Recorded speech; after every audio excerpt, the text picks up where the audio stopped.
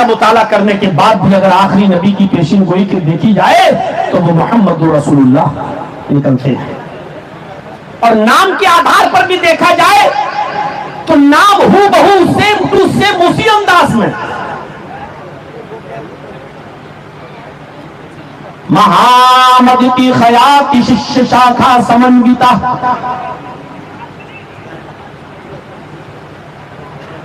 مہامدتی خیاتی شش شاخا سمنوتا. مہامد کی وکھیات کھیاتی ہوگی، شہرت ہوگی، اتنا مشہور ہوگا.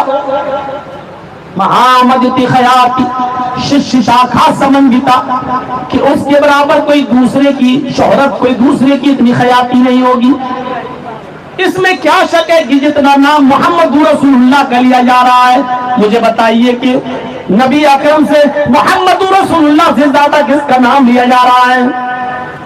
صبح آپ اٹھتے بستر سے، وضو بناتے ہیں، بسم اللہ پڑھتے ہیں، وضو کے بعد آپ کو محمد رسول اللہ کا نام لینا پڑتا ہے. اشہد ان لا الہ الا اللہ واشہد ان محمدا عبدہ یا محمدا عبدہ ورسولہ. نبی کا نام لینا پڑ رہا ہے. اذان میں اللہ اکبر کہا جا رہا ہے، اشہد ان لا الہ الا اللہ کہا جا رہا ہے، تو اشہد ان محمد رسول اللہ بھی کہا جا رہا ہے. نبی کا نام اگر اذان لا الہ الا اللہ اللہ کے نام پر ختم ہو رہی ہے تو اذان کے بعد کی دعا میں محمد رسول اللہ کا نام لیا جا رہا ہے. اللہم رب هذه الدعوة التامة والصلاة القائمة آت محمدا الوسیلہ آت محمدا الوسیلہ والفضیلہ. آت محمد نبی کا نام لیا جا رہا ہے. میرے بھائیو، نماز پڑھنے اگر آپ کھڑے ہو رہے ہیں، اللہ اکبر کہہ کر نیت باندھ رہے ہیں، تو نماز ختم کرنے سے پہلے آپ کو التحیات للہ والصلوات میں اشہد ان لا الہ الا اللہ واشہد ان محمدا عبدہ ورسولہ کہنا پڑ رہا ہے. سلام پھیرنے سے پہلے آپ کو اللہم صلی علی محمد اللہم بارک علی محمد نبی کا نام بھی لینا پڑ رہا ہے.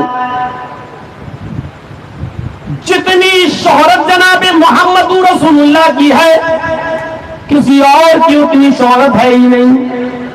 اور کیوں نہ ہو، نام ہی محمد ہے، جس کا معنی ہی ہوتا ہے جس کی بہت زیادہ تعریف کی گئی ہو.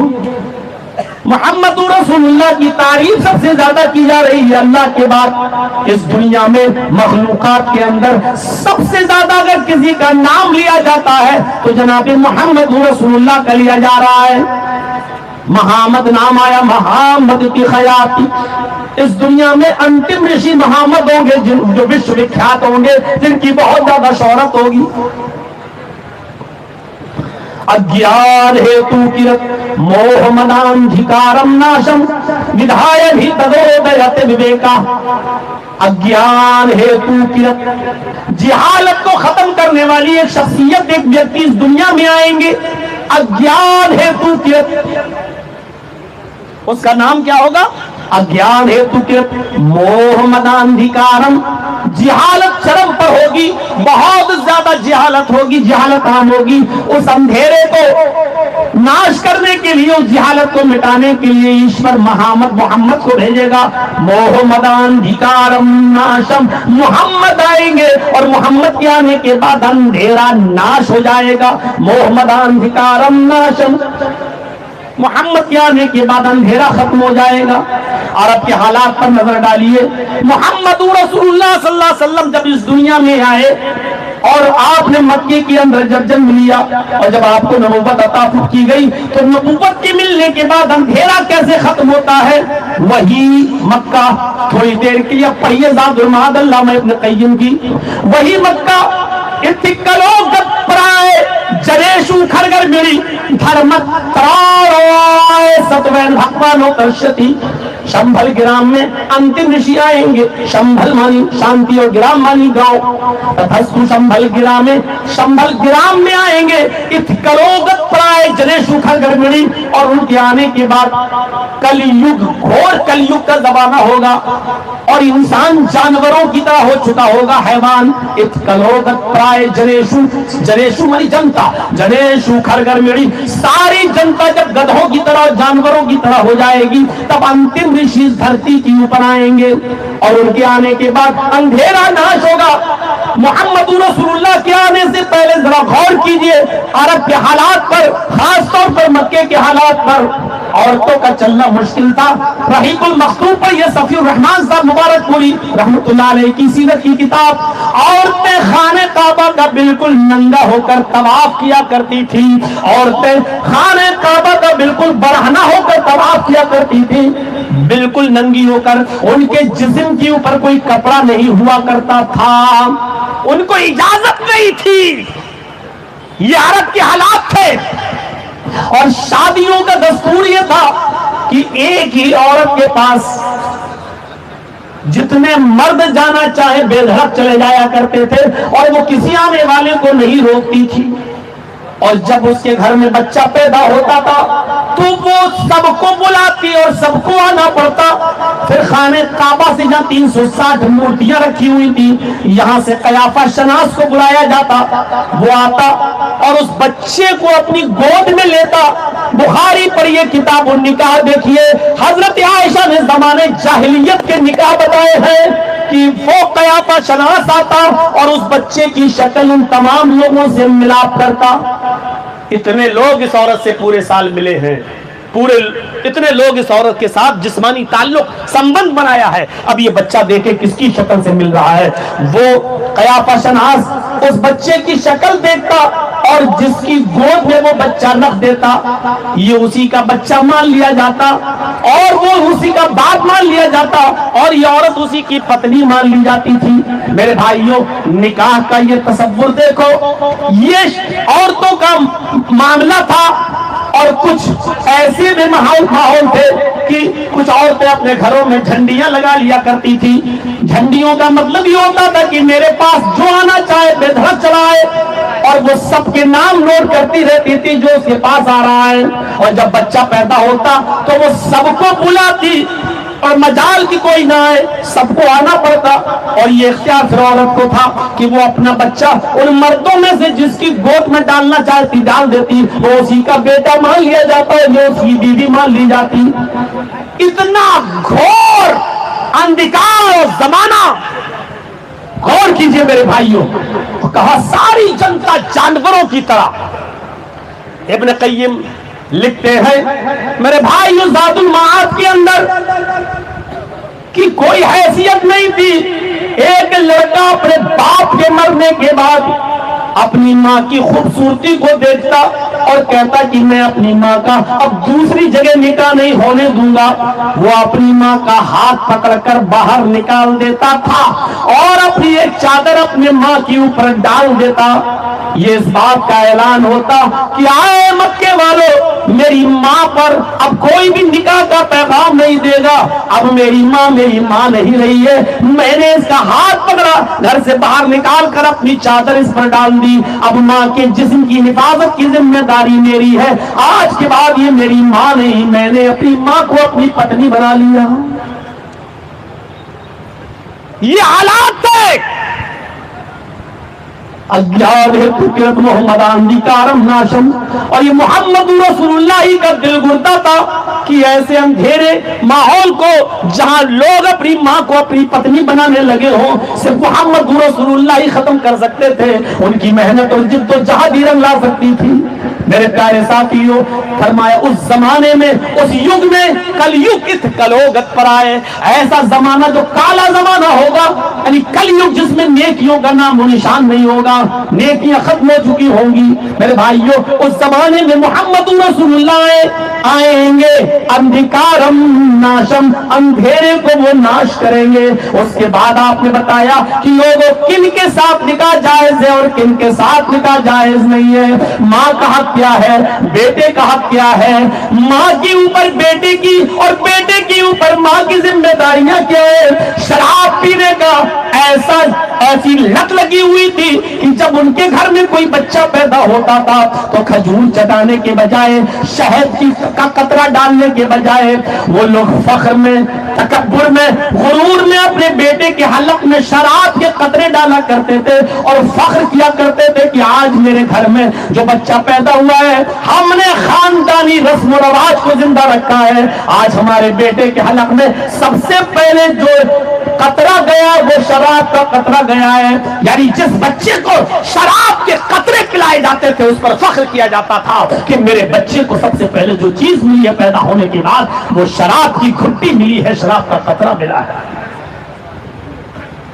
پھر آپ کا جہاد شروع ہوا اس ننگے پن کے خلاف، اس عریانیت کے خلاف اور اس برائی کے خلاف۔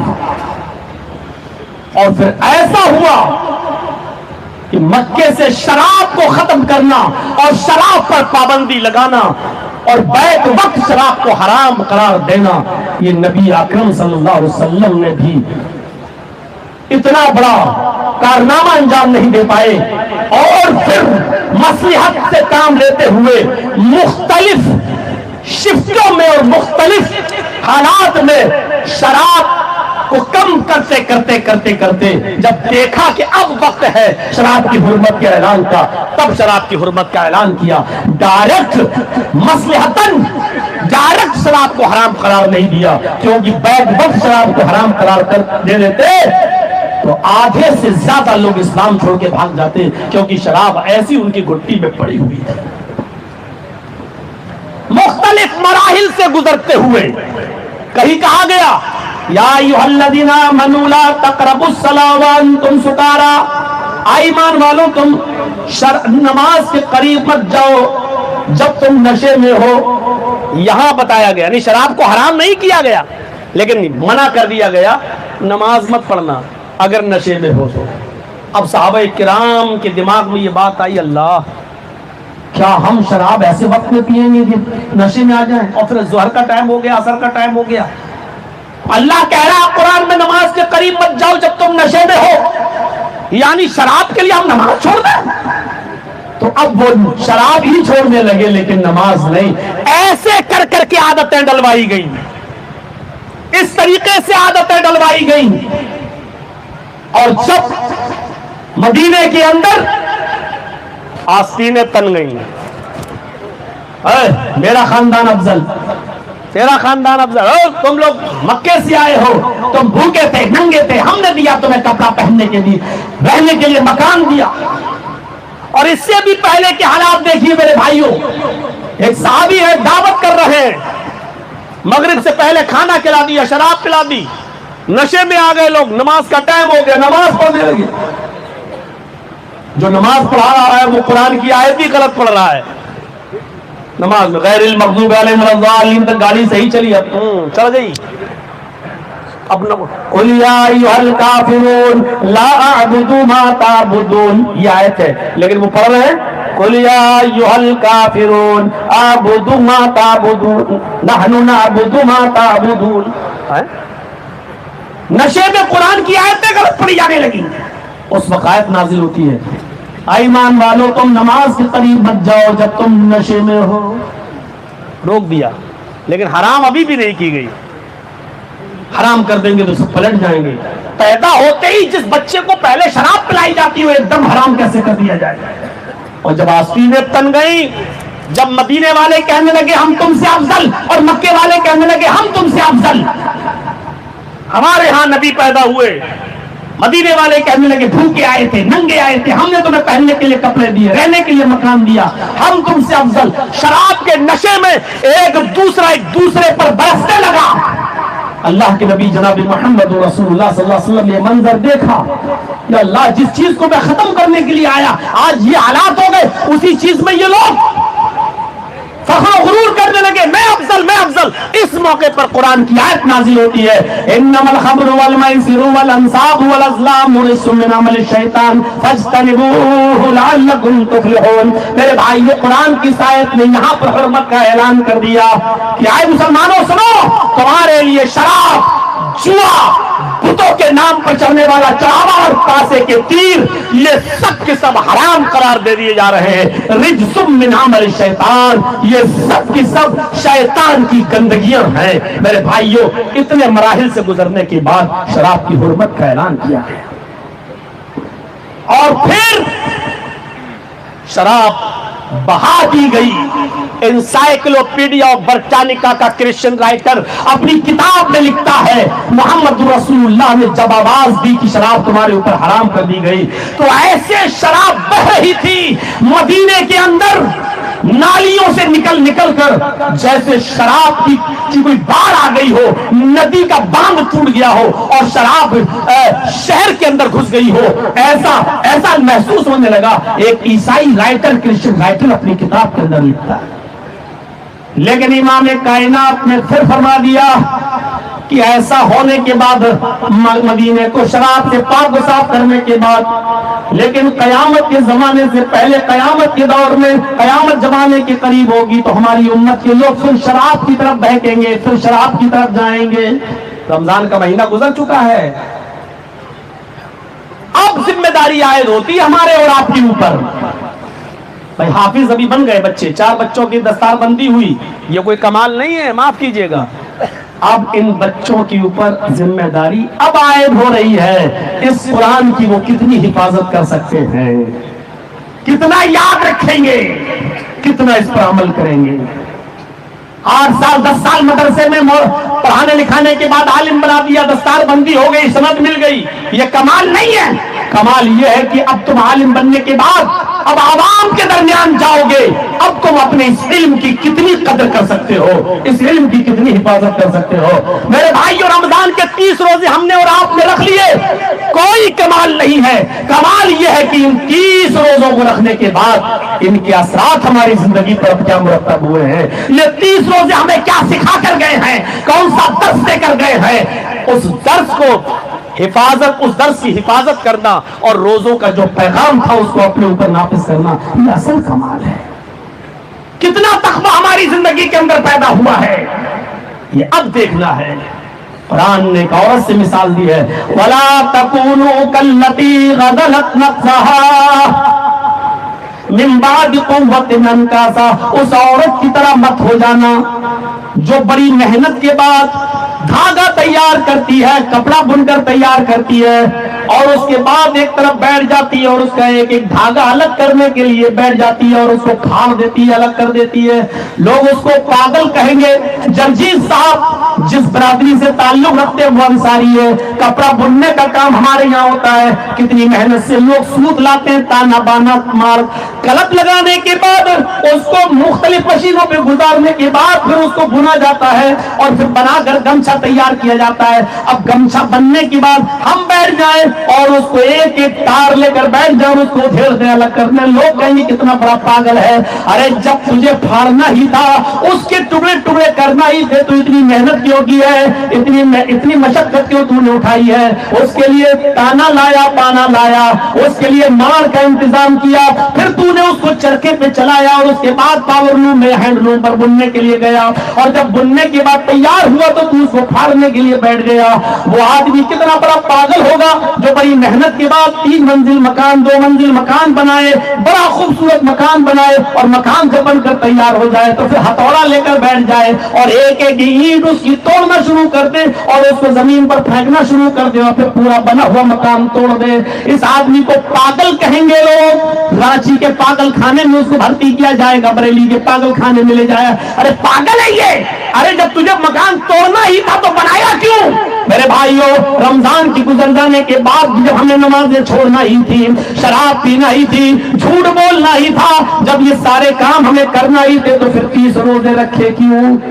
وَلَا تَكُونُوا كَالَّتِي نَقَضَتْ غَزْلَهَا، اس عورت کی طرح مت ہو جانا جو بڑی محنت و مشقت کے بعد دھاگا تیار کرتی ہے اور بنا کر جب تیار کر لیتی ہے تو اس کو ایک طرف لے کر بیٹھ جاتی ہے اور اس کے ٹکڑے ٹکڑے کر دیتی ہے، پھاڑ دیتی ہے۔ اس کی طرح مت ہو جانا۔ اب دور شروع ہوا، اب دیکھا جائے گا کہ وہ جو ہم رمضان سے پہلے شراب پیتے تھے، اب رمضان کے بعد بھی ہم شراب پی رہے ہیں نہیں پی رہے ہیں؟ لا يشربن اناس من امت الخمر يسمونها بغیر اسمها، اللہ کے نبی صلی اللہ علیہ وسلم فرماتے ہیں تم دیکھو گے، ابن ماجہ کی روایت، تم دیکھو گے کہ میری امت کے اندر لوگ شراب ضرور بضرور پیئیں گے۔ آپ نے شراب کی حرمت کا اعلان کیا، مکے میں بڑھ گئی، بوتلیں توڑ دی گئی، لیکن آپ نے یہ بھی فرمایا کہ قیامت کی نشانیوں میں سے نشانی یہ ہوگی کہ تم میری امت کو دیکھو گے، امتی کا لفظ موجود ہے، لا یشربن من امت الخمر، میری امت کے اندر لوگ ایسے پیدا ہوں گے جو شراب پیئیں گے، اور لا یشربن کہا نون تاکید بانون ثقیلہ کے ساتھ ضرور بضرور پیئیں گے، یہ دیکھو گے تم اپنی آنکھوں سے۔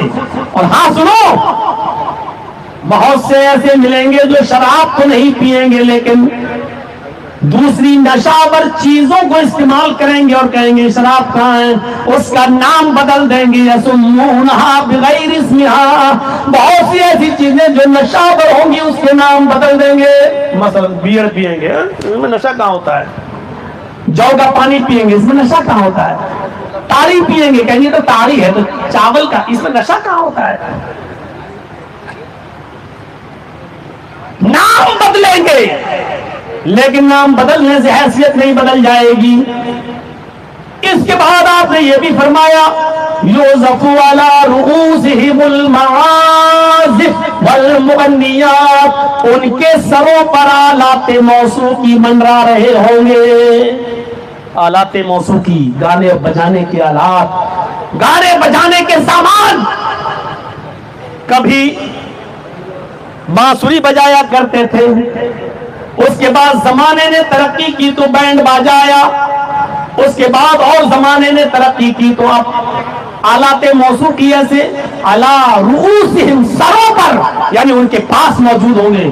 اب نیند ہی نہیں آ رہی ہے جب تک کہ ہم موبائل میں یوٹیوب پر گانے نہ سن لیں، سروں کے پاس موبائل لگ کے ہم گانے سن رہے ہیں، یہ آلات موسیقی، یوزف علی رؤوسہم المعازف، کتنی سچی شخصیت کا فرمان ہے جو 1400 سال کے بعد آج ہم اپنی آنکھوں سے دیکھ رہے ہیں، ان کے سروں کے پاس آلات موسیقی ہوں گے۔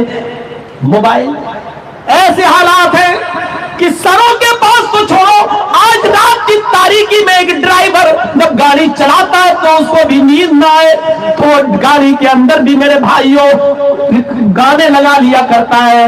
آج رات میں کوئی آفس میں کام کرنے والا بھی آج گانے لگا لیا کرتا ہے۔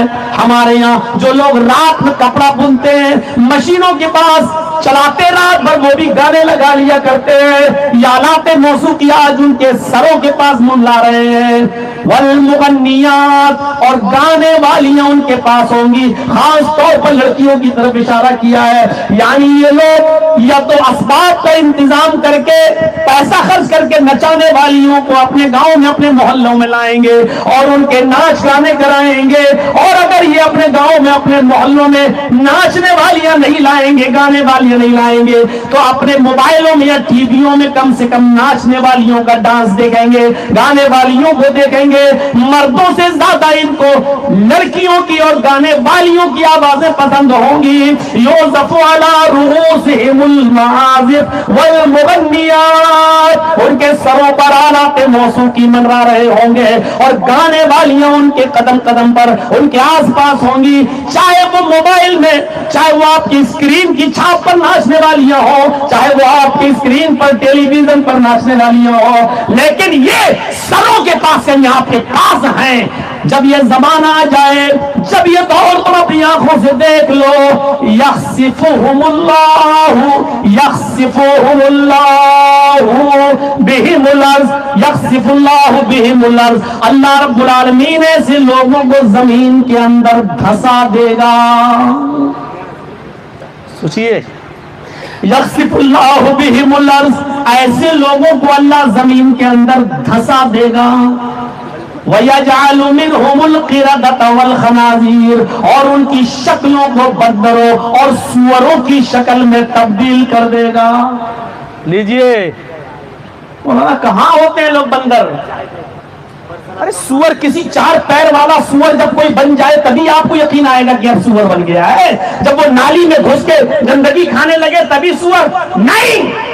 اگر دیکھو کہ آپ کی عیاری و مکاری میں آپ سے آگے بڑھا، کبھی استوتی بولا کرتی تھی، کبھی شہرت تھی، کبھی اس آدمی کے پیچھے پیچھے پوری عوام گھوما کرتی تھی، اور آج یہ حالت ہے کہ اس کو اپنے پاس بٹھانے کے لیے لوگ بھگا اپنے پاس بٹھا نہیں رہے ہیں، تو سمجھ لو کہ اللہ نے اس کی حالت کو بھی سور جیسا بنا دیا ہے۔ جیسے لوگ سور کو اپنے قریب بٹھانا گوارا نہیں کرتے، آج اس شخص کو بھی اپنے پاس بٹھانا گوارا نہیں کر رہے۔ یہ اشارہ اس طرف بھی ہے کہ ان کے حالات کو اللہ سوروں کی طرح کر دے گا۔ میں نے جان بوجھ کے سور کا لفظ استعمال کیا ہے، کیونکہ بہت سے لوگ کہتے ہیں سور کہہ دینے سے 40 دن تک زبان گندی رہتی ہے۔ تیرے باپ کی حدیث ہے کیا؟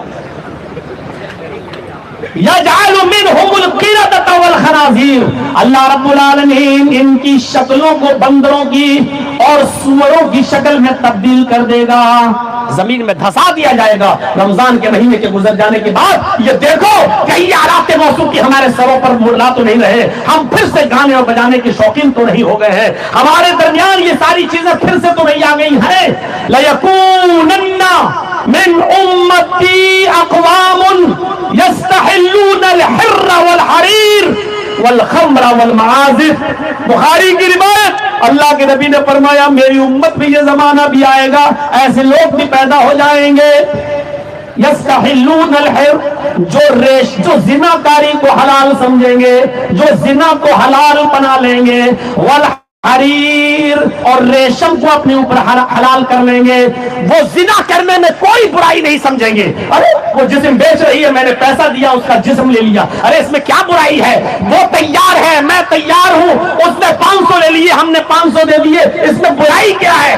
یستحلون الحر، جو زنا کو حلال سمجھیں گے، والحریر، اور ریشم کا کپڑا پہننا حلال کر لیں گے اپنے اوپر، وہ ریشم کا کپڑا شوق سے پہنیں گے۔ یاد رکھو ریشم اللہ کے رسول نے مردوں کے لیے حرام قرار دیا ہے، جو دنیا کے اندر ریشم کا کپڑا پہنے گا، ریشم کا لباس پہنے گا، قیامت کے دن جہنم کے اندر اس کو میرے بھائیو آگ کا لباس، گندک کا لباس پہنایا جائے گا۔ اللہ کے نبی فرماتے ہیں یستحلون الحر والحریر، وہ زنا اور ریشم کو حلال کر لیں گے، والخمر والمعازف، اور شراب کو حلال سمجھ کے پینا، بہت آسانی کے ساتھ پینا شروع کر دیں گے، والمعازف، اور آلات موسیقی اور گانے بجانے کے شوقین ہوں گے۔ میرے بھائیو یہ قیامت کی نشانیوں میں سے اللہ کے نبی صلی اللہ علیہ وسلم نے نشانی بتائی ہے۔ آپ نے فرمایا قیامت سے پہلے یہ زمانہ بھی تم دیکھو گے، سیکون فی آخر الزمان خسف وقذف ومسخ قیل ومتى ذلك یا رسول اللہ، اللہ کے نبی نے فرمایا قرب قیامت یہ زمانہ آ جائے گا کہ تم دیکھو گے لوگوں کو زمین میں دھسایا جائے گا، مسخ خسف زمین میں دھسایا جائے گا، وقذف پتھروں کی بارش ہوگی ان کے اوپر، اور مسخ اور ان کی شکلیں بدل دی جائیں گی۔ قیل ومتى ذلك یا رسول اللہ، صحابہ نے پوچھا اللہ کے نبی ایسا کب ہوگا؟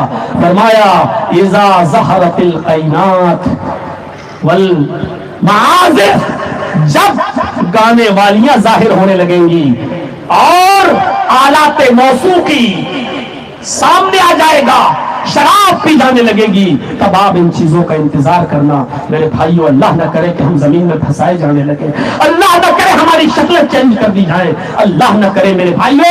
اس زمانے کے آنے سے پہلے اپنی اصلاح کر لیجئے، اپنی آخرت سنوال لیجئے۔ روزہ رمضان کا مہینہ جو پیغام دے کر گیا ہے اور جو درس دے کر گیا ہے وہ ہم اپنی زندگی کے اندر لاگو کر لیں اور استھاپت کر لیں۔ میرے بھائیو مجھے 2 ہی بجے ختم کرنا تھا، 2:03 ہو گئے ہیں، اور نکلتے نکلتے بھی ابھی 10-15 منٹ لگ ہی جائیں گے۔ تو میرے بھائیو سب کا دین ایک، سب کا کلمہ ایک، سب کا کتابت ایک، اور سب کے نبی ایک۔ میرے بھائیو اور اس ٹاپک پر جو میں نے آپ کے سامنے خطاب کیا ہے، اس خطاب کے بعد میں رخصت ہوتا ہوں اور یہ کہتے ہوئے آپ سے کہ اللہ رب العالمین ہمیں شراب سے، ہمیں ہمارے معاشرے کو پاک و صاف فرمائے، اور گانے اور آلات موسیقی سے ہمارے معاشرے کو پاک و صاف فرمائے، اس ادارے کو دن دونی اور رات چوگنی ترقی عطا فرمائے۔ اور ساتھ میں ایک چیز اور میں آپ سے گزارش کرتا ہوں کہ آتے وقت تو آپ نے جو ہنگامہ کیا وہ چل گیا، لیکن اب چلتے وقت موبائلوں میں تصویر لینا اور سیلفی لینا، ان چیزوں سے ہمیں تھوڑا سا بچائیے گا میرے بھائیوں۔ نہ میرے پاس اب وقت ہے اور نہ ہی ہم آپ کو اس بات کی اجازت دیتے ہیں کہ کوئی ناجائز کام، اتنا خوبصورت پروگرام سننے کے بعد اب ایک ناجائز کام کریں گے۔ سیلفی لینا یہ سب ناجائز کام ہے، نہیں لینا چاہیے۔ ضرورت کے تحت جائز ہے، لیکن جب ضرورت ہی نہیں ان چیزوں کی تو آپ کیوں لیں گے؟ تو میرے بھائیوں اب ان چیزوں سے آپ اپنے آپ کو بھی بچائیے، معاشرے کو بھی پاک